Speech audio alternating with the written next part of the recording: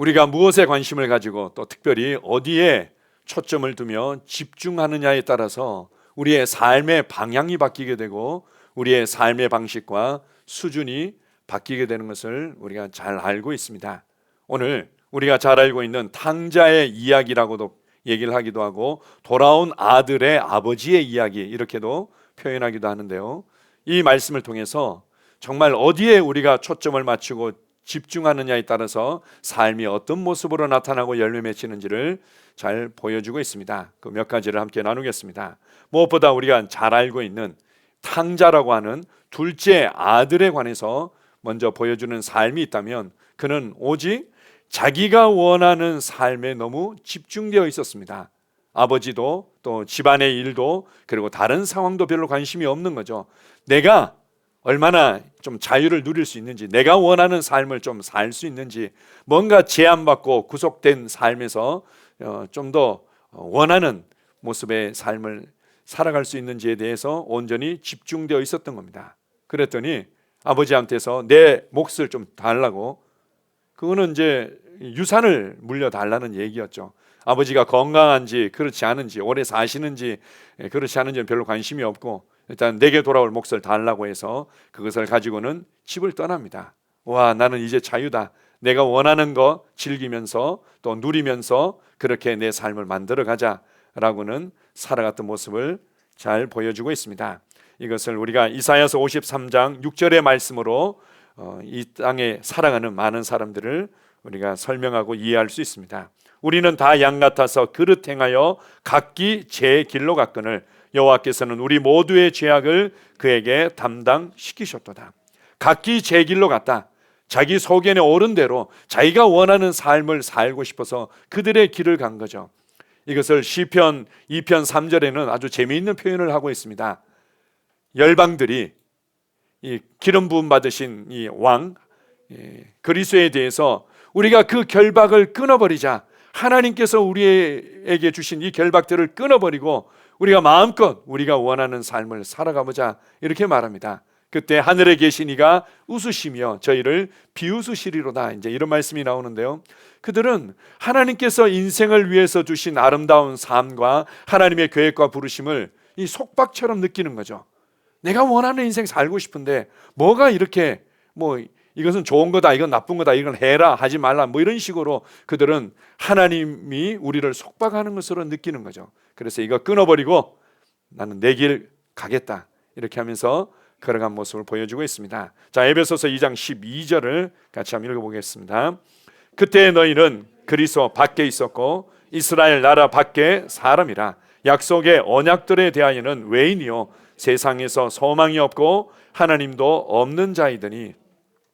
그렇게 자기 갈 길 가서 좋은 인생, 자기가 원하는 행복한 인생을 살 것 같았지만 결국 아버지를 떠났을 때, 아버지의 집을 떠났을 때 그가 맞닥뜨려야 됐던 현실은 소망도 없고 하나님도 없고 하나님 앞에서의 약속도 없는 인생을 살아갔다. 보장됨이 없는 거죠. 그리고는 그가 아무리 열심히 나름대로의 좋은 인생을 살고 싶어도 배고픈 인생, 그리고 갈증에 사로잡힌 인생을 살 수밖에 없었습니다. 이것을 예레미야 2장 13절은 이렇게도 표현하고 있습니다. 같이 읽습니다. 내 백성이 두 가지 악을 행하였나니 곧 그들이 생수의 근원되는 나를 버린 것과 스스로 웅덩이를 판 것인데 그것은 그 물을 가두지 못할 터진 웅덩이더니라. 이스라엘 백성들이, 하나님의 사람들이 정말 하나님과 그분의 말씀에 단순하게 믿음으로 반응하며 그분과 동행하는 삶과 그분의 부르심을 따라 사는 삶이 싫은 거죠. 결박처럼 느껴지는 거고, 그렇게 해서 그냥 떠나버렸는데 막상 이 목마름과 이 갈증을 해결하기 위해서 우리가 파면 되지, 꼭 생수만 마신다고 되나? 그러면서 그들이 웅덩이를 판 거죠. 웅덩이를 파고는 그 물을 마시면서 나름대로 이 갈증을 해결하는 겁니다. 우리로 굳이 이제 적용하자면 적극적인 사고방식만으로도 얼마든지 인생은 잘 살 수 있는데, 마인드 컨트롤 가지고도 얼마든지 인생을 잘 살 수 있는데, 대인관계의 기술을 가지고도 얼마든지 잘 먹고 잘 살 수 있는데 라면서 스스로의 웅덩이를 판 거죠. 그런데 이 웅덩이도 충분히 우리의 깊은 내면의 갈증과 외로움과 이 어려움들을 해결할 만큼의 그런 이제 웅덩이가 아니라 그건 터진 웅덩이였다. 결국 인생은 깊은 갈증을 느끼게 되어 있습니다. 사실 우리가 세상의 분주함 때문에 세상의 문화에 젖어서 그냥 바쁘게 살아가기 때문에 그렇지, 주님께서는 문득문득 우리 가운데 찾아오시고 우리를 만지시지 않습니까? 인생이 뭘까? 내가 왜 이렇게 열심히 살고 있는 거지? 나는 왜 살고 있지? 어디로 가는 걸까? 참 인생의 목적이 뭘까에 대해서 항상 이렇게 깊은 속으로부터 갈증을 느끼며 고민하게 돼 있는데 우리가 무시할 뿐이죠. 보십시오. 우리가 그 부부관계에 어려움이 있을 때 보게 되면 보통 사람들이 그렇게 얘기를 합니다. 이제 성격 차 때문에 그렇습니다.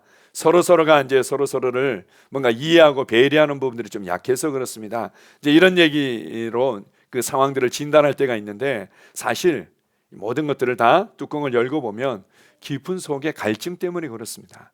이 갈증을 뭔가 남편과 아내를 통해서 더 위로받고 더 사랑받고 더 공급받고 더 체험받고 싶은데 그게 안 되는 거죠. 그거는 오직 하나님과 그분의 말씀으로만 채워질 수 있는 그 갈증과 그 공간인데, 그거를 이제 남편과 아내를 통해서 받고 싶어하고 자녀를 통해서 받고 싶어하니까 제대로 이제 되지 않고는 어려움 가운데로 들어가는 겁니다.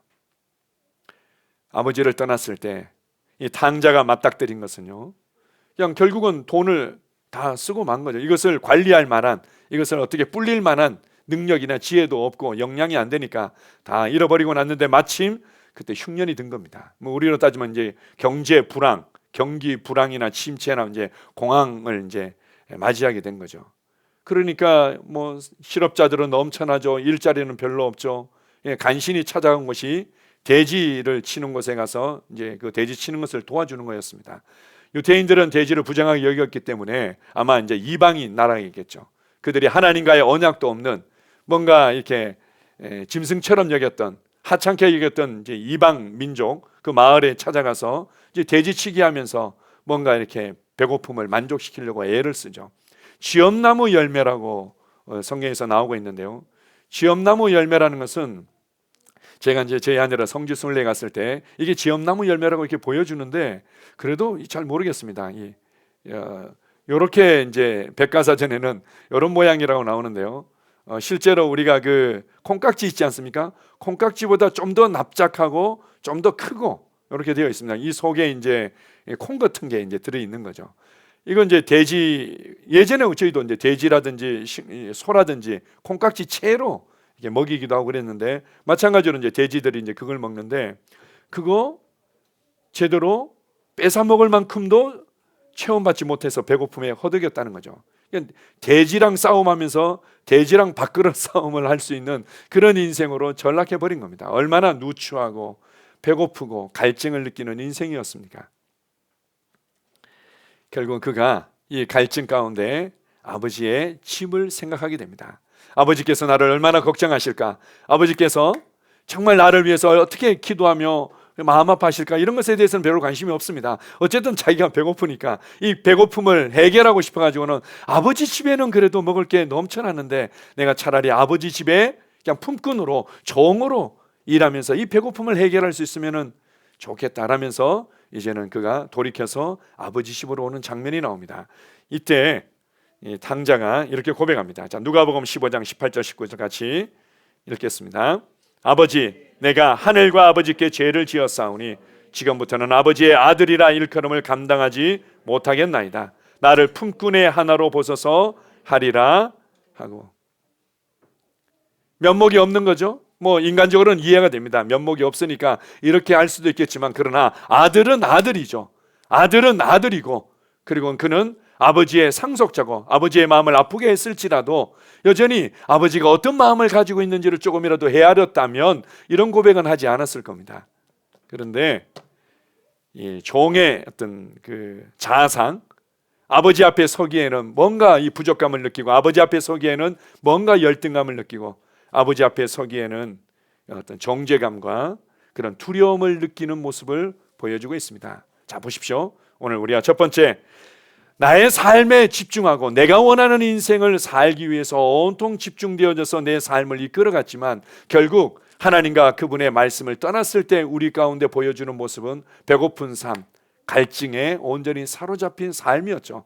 그래서 그가 가지게 된 모습이라고는 하나님 앞에 서기에는 왠지 뭔가 이렇게 열등감이 있죠. 하나님 앞에 서기에는 왠지 부끄럽고 왠지 두려움이 있고 하나님 앞에 서기에는 왠지 이 정죄감이 나를 계속 막아서는 모습을 보여주고 있습니다. 자, 두 번째, 어디에 집중하느냐에 따라서 그의 인생이 어떤 모습으로 나타나는지 보여주는 사람이 있다면 바로 큰아들에 관한 모습입니다.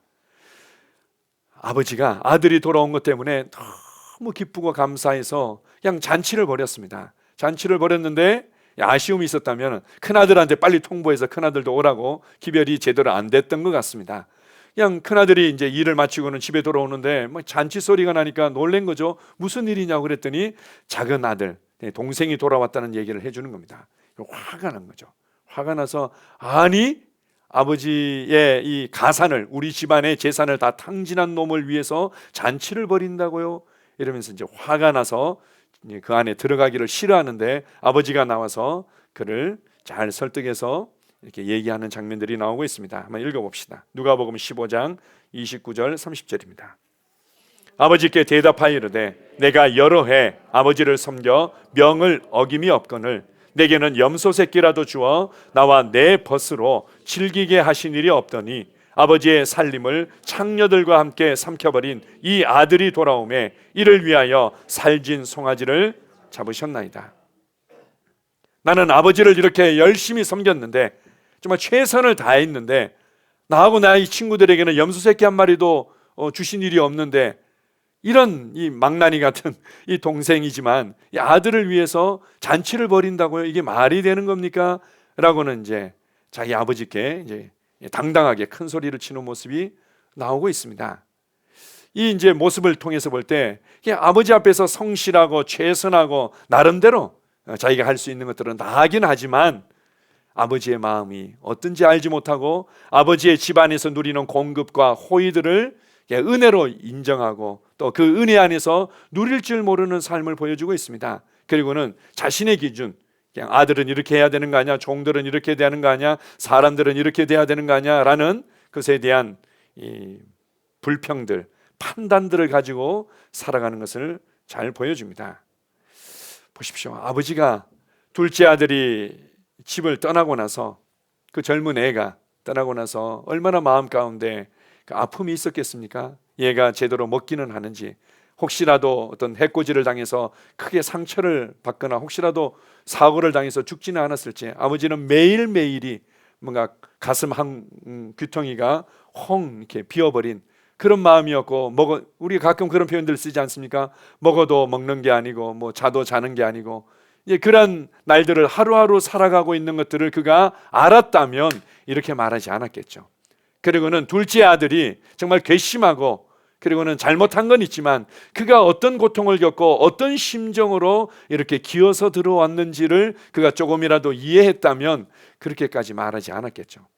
그는 정말 은혜가 무엇인지, 그리고는 아들로서 아버지의 집에서 누리는 그 풍성한 누림이 무엇인지를 제대로 알지 못하고, 그리고는 불평하고 판단하는 삶을 살았던 겁니다. 자기가 생각하는 도덕적인 기준에 맞느냐 맞지 않느냐, 내가 생각하는 경험에 맞느냐 맞지 않느냐, 내가 볼 때 실리적이냐 합리적이냐, 이 기준에 맞느냐 맞지 않느냐로 판단하는 인생을 살았던 거죠. 거기에 물론 다른 삶의 모습들도 있었겠지만 주로 여기에 집중되어 있었던 겁니다.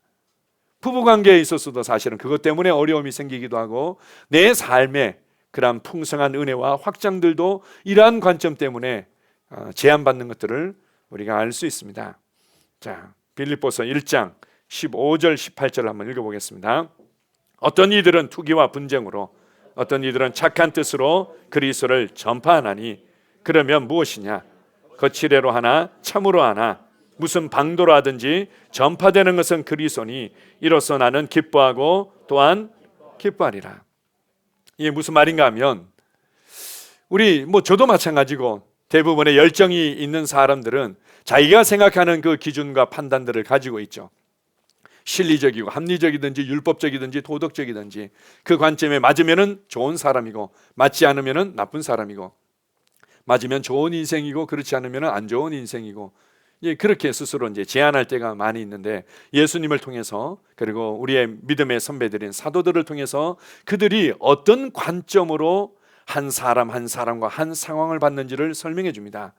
사도 바울이 감옥에 갇혔습니다. 감옥에 갇혔는데 어떤 사람들은 그 사도 바울의 복음에 대한 헌신, 열정, 하나님의 왕국을 향한 그 열정과 헌신의 도전을 받아서 그렇게 지혜롭게 열정적으로 복음을 전했는데, 어떤 사람들은 사도 바울이 감옥살이에 오히려 더 해를 끼치고 문제를 일으키기 위해서 투기와 시기함으로 전했다고 얘기합니다. 그것이 구체적으로 어떤 그림이었는지는 자세히 모르겠지만 어쨌든 자기네들이 좋은 동기와 의도로 한 것이 아니라 그냥 내가 이렇게 하면은 사도 바울이 더 고통을 겪겠지, 더 문제가 되겠지 라는 이제 동기를 가지고는 복음을 전했던 겁니다. 아주 괘씸하고 나쁜 사람들이죠.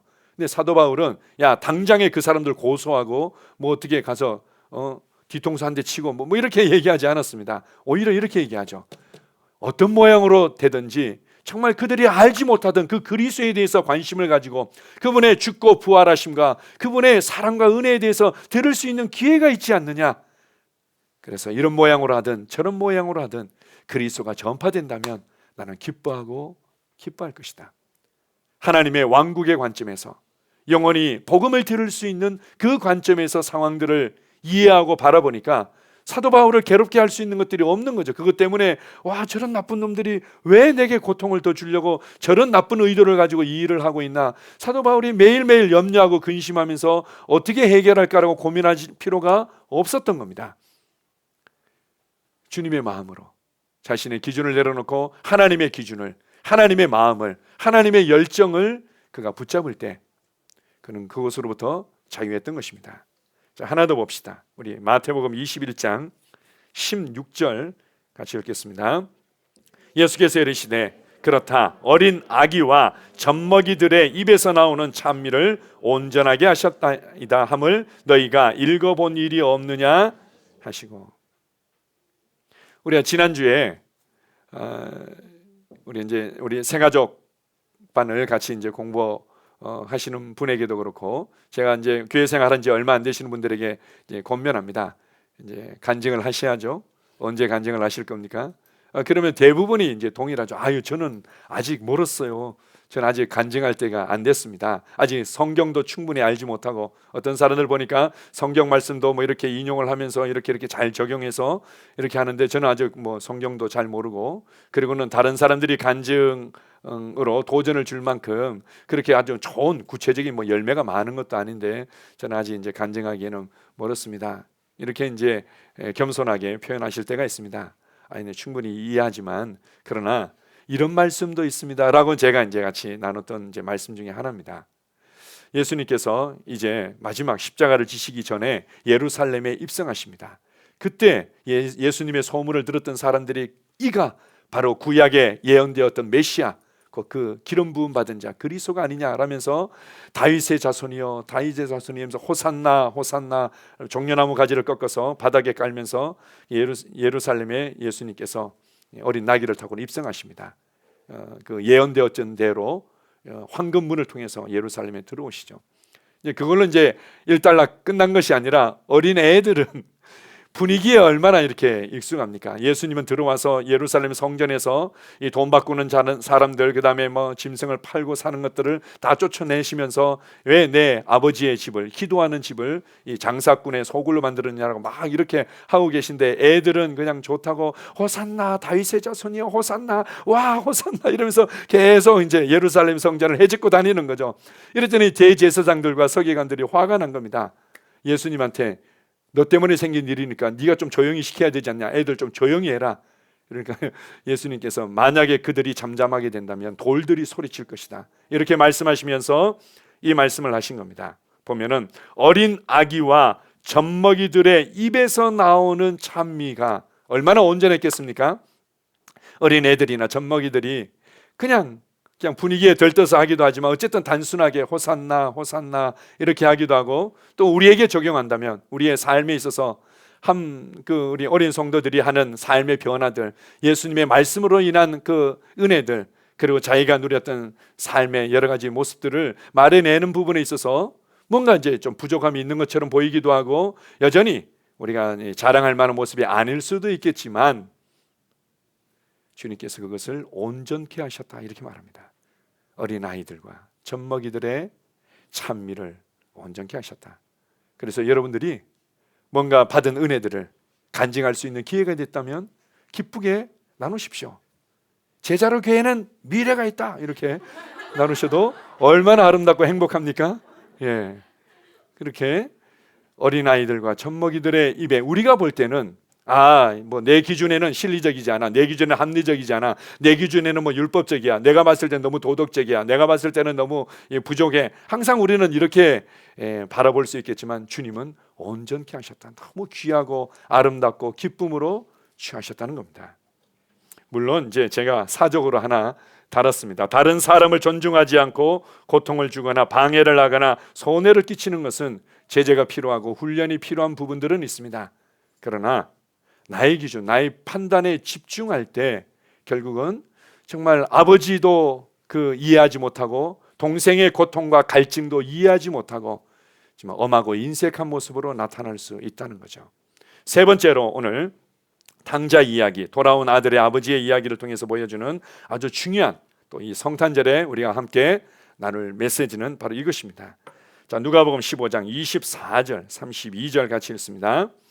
이 내 아들은 죽었다가 다시 살아났으며 내가 잃었다가 다시 얻었노라 하니 이 내 동생은 죽었다가 살아났으며 내가 잃었다가 얻었기로 우리가 즐거워하고 기뻐하는 것이 마땅하다. 종들도 아마 생각했을 겁니다. 아니 주인이 너무 하시는 거 아닌가? 왜 저 둘째 아들을 위해서 이렇게까지 할 필요가 있겠는가?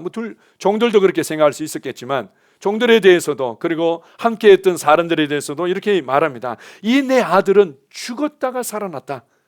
정말 얘가 어디에서 뭘 하고 있었고 그리고 죽은 줄만 알았던 아이가 돌아왔는데 그것만으로도 모든 것이 다 이해되고 모든 것이 다 감사하지 않느냐.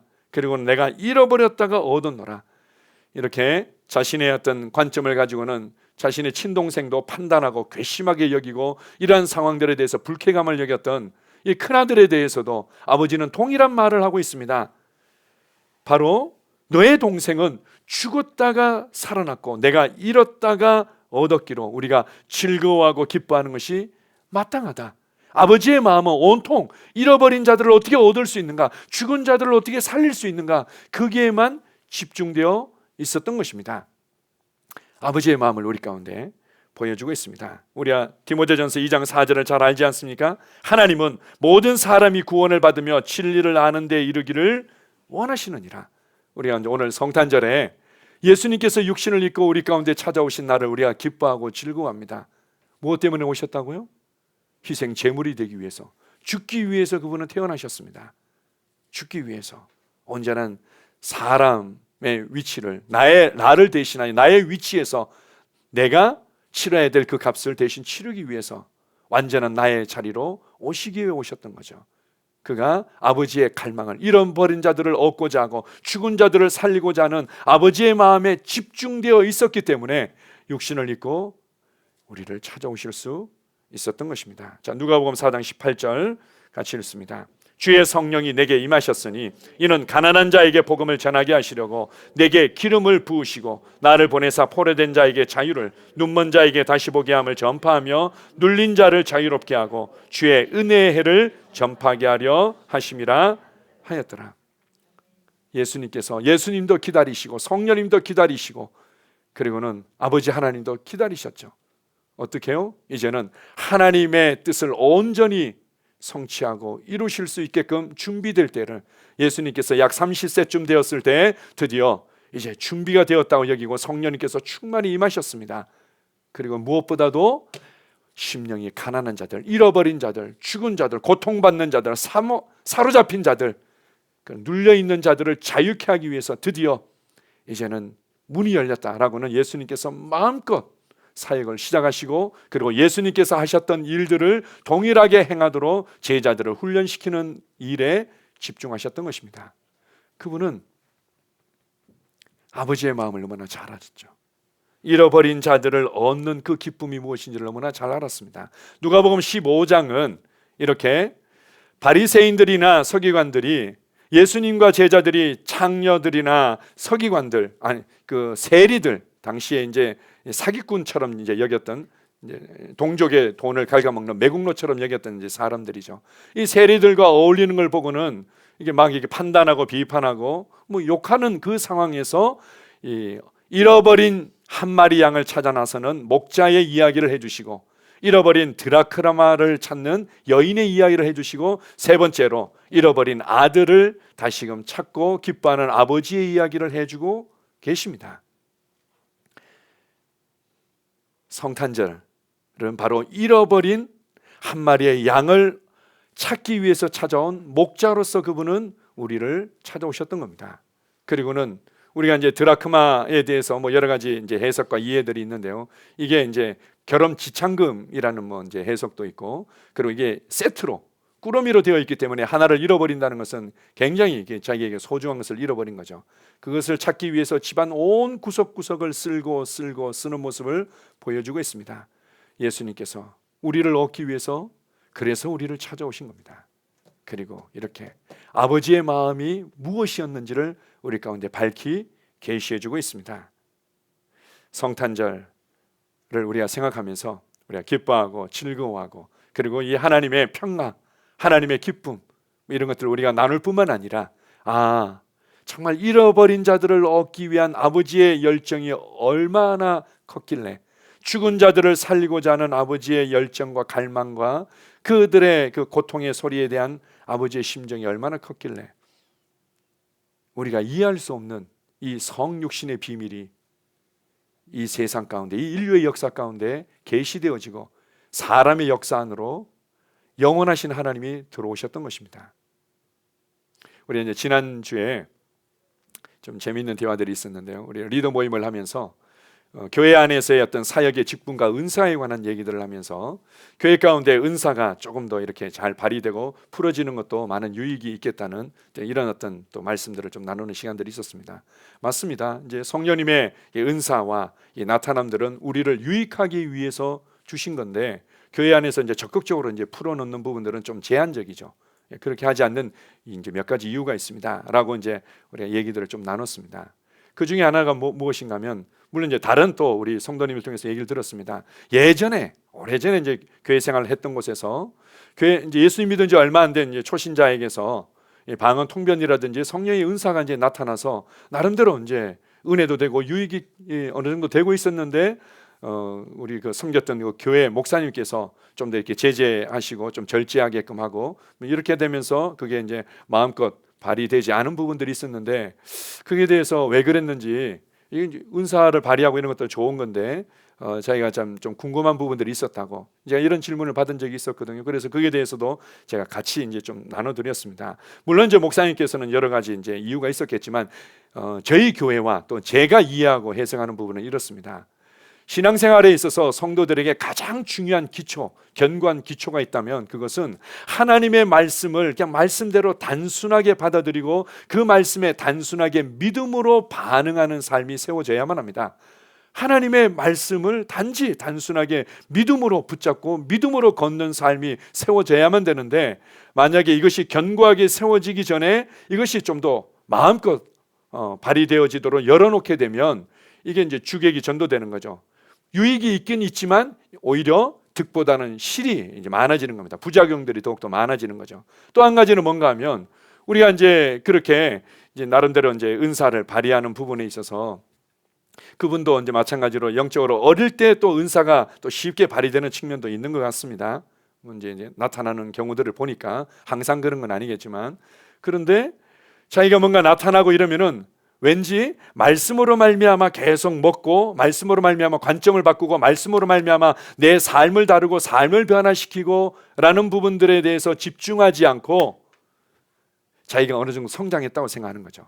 나는 어느 정도 성장했습니다. 나는 하나님께서 내게 이렇게 말씀하시고 나를 이렇게 사용하십니다 라고 겸손하게 배우고, 그리고 내 삶을 말씀으로 변화시키며 다루어가는 부분에 있어서 초점을 놓쳐버리게 되는 겁니다. 그리고 가장 중요한 부분이 있는데, 그 무엇인가 하면 바로 복음을 전파하고 영혼을 구원하는 교회의 가장 본질적인 부르심과 방향을 놓쳐버리게 되는 거죠. 그 초점을 놓쳐버리고, 그리고는 우리가 생각할 때 좋게 여기는 부분일 수 있지만 이렇게 초점이 흐려지는 부분들을 발견할 수 있습니다. 제가 이제 그런 우리 리더분들과 그런 부분들을 나누었습니다.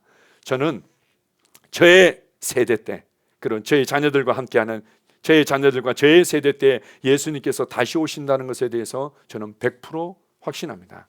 그에 대해서는 저희가 말씀으로도 나눈 적 있죠. 뭐 시대적인 징조라든지 뭐 여러 가지 상황들을 봤을 때 저희 세대 때 예수님께서 다시 오신다는 것에 대해서 저는 100% 확신합니다. 그렇다면 우리가 왜 교회로 함께 모였고, 그리고 우리가 함께 또 셀로 모이고 함께 신앙생활을 하는가 하면 주님의 다시 오심을 준비하고 주님께서 교회를 향해서 가지고 계신 계획과 부르심을 이루기 위해서죠. 단순하게 얘기하면 복음을 전파하고 영혼을 구원하고 그들이 하나님과 화목해 되어져서 예수 그리스도의 제자로 동일한 그 사역을 하도록 하기 위해서 우리가 함께 교회 생활하고 있습니다. 그렇다면 셀 안에서도 마찬가지고요, 교회 안에서도 마찬가지고 복음을 전파하는 일에 우리가 초점을 맞추고 영혼을 구원한 일에 초점을 맞추고 그들을 말씀으로 양육해내서 주님의 제자로 또 그 일을 행하도록 초점을 맞추고 이렇게 우리가 이제 함께 협력하고 있는 이 초점이 흐려질 수 있다는 거죠.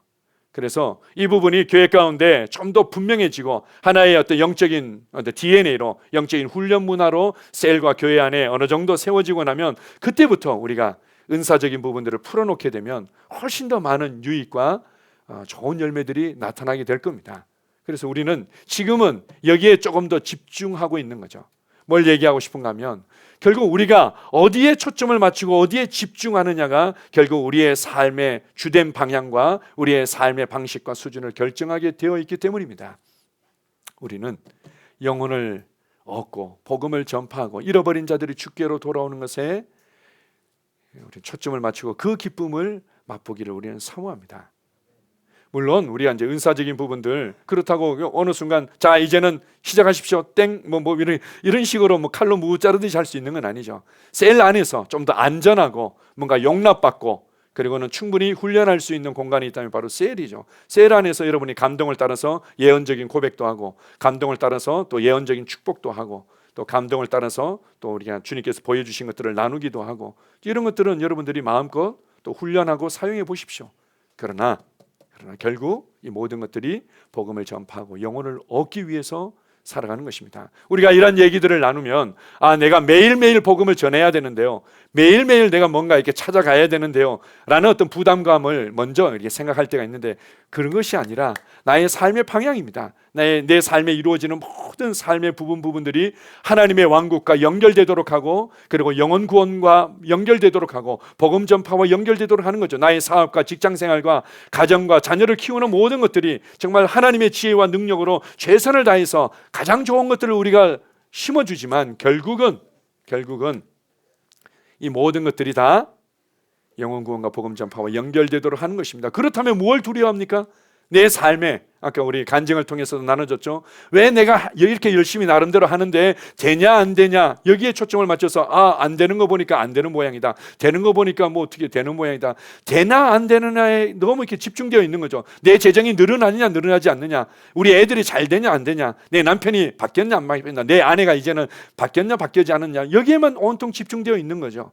그래서 그것 때문에 속상해하고 그것 때문에 실망하고 그것 때문에 우울해하고 그것 때문에 고통을 겪는데 그게 무슨 의미가 있습니까? 내 삶이 어디에 초점을 맞춥니까? 영혼 구원과 복음 전파와 주님을 향한 계획과 부르심에 초점을 맞추면 내 삶에 일어나는 작고 되고 안 되고의 문제 때문에 요동할 이유가 없습니다. 요동할 이유가 없습니다. 오히려 자유하게 되는 거죠. 오히려 지혜롭게 이 상황들을 다룰 수 있게 되는 겁니다. 배고픈 인생들이 우리 삶에 얼마나 많은지, 갈증에 갈증을 느끼는 사람들이 얼마나 많은지, 나름대로 적극적 사고방식을 통해서 그리고 상상력을 통해서 말의 고백을 통해서 대인관계의 기술들을 통해서 나름 삶을 안정되게 또 성공했다 그러고 인정받는 인생을 살아가는 사람들이 많이 있지만 그들도 그 깊은 속에서의 갈증을 해결하지 못해서 더 명예에 추구한다, 더 돈을 추구한다든지 더 남자와 여자에 매달린다든지 그리고 더 중독된 것을 찾아서 방황하는 사람들이 우리 삶의 주변에 너무나 많이 있습니다. 그들에게 아버지의 사랑을, 우리 주 예수 그리스도를 통한 이 구원의 은혜를 나눠주면서 살아가는 2023년이 되기를 축복합니다. 아멘. 기도하겠습니다. 아버지 하나님 감사합니다. 그렇습니다. 우리 돌아온 아들의 아버지의 이야기를 통해서 정말 어디에 우리의 인생에 초점을 맞출 건가를 보여주셔서 감사합니다. 내가 원하는 삶에 초점을 맞추었지만 결국 탕자는 배고픔과 갈증 가운데 허덕이며 아버지 앞에 담대히 서지도 못하는 종의 자아상을 가지고 열등감과 부족감과 정죄감 가운데 나온 것들을 보여주고 있습니다. 또한 우리 큰아들을 통해서도 우리에게 교훈을 주심을 감사합니다. 그렇습니다. 아버지 안에서의 놀라운 은혜와 그 아버지의 집에서의 그 풍성함을 누릴 줄 모르고 내게 주어진 영광스러운 기업이 무엇인지 알지 못하고 누릴 줄 모르고 오직 나의 기준과 나의 판단대로 판단하고 밀어내고 불평하고 원망하는 모습을 보여주고 있습니다. 그러나 주님, 우리는 아버지의 마음에 초점을 맞춥니다. 영혼을 구원하고 복음을 전파하는 것에 초점을 맞춥니다. 잃어버린 자가 돌아오는 것이 얼마나 큰 기쁨이며 감격이며 이것이 진정 가장 아름다운 삶의 모습인지에 우리는 초점을 맞춥니다. 아버지 하나님 감사합니다. 이 일을 위해서 우리가 함께 믿음의 교제를 나누고 이 일을 위해서 우리가 서로 사랑하며 섬기며 이 일을 위해서 함께 마음에 품고 기도하고 이 일을 위해서 우리가 함께 교회 생활하며 그 기쁨과 변화된 감격들을 맛봅니다. 아버지 하나님, 2023년도에는 이러한 기쁨과 감격과 감사가 더욱더 넘쳐나며 하나님의 위대하심을, 하나님의 지혜와 능력을 자랑하는 한 해가 될 줄 믿습니다. 주님 은혜를 감사합니다. 예수님 이름으로 기도합니다. 아멘.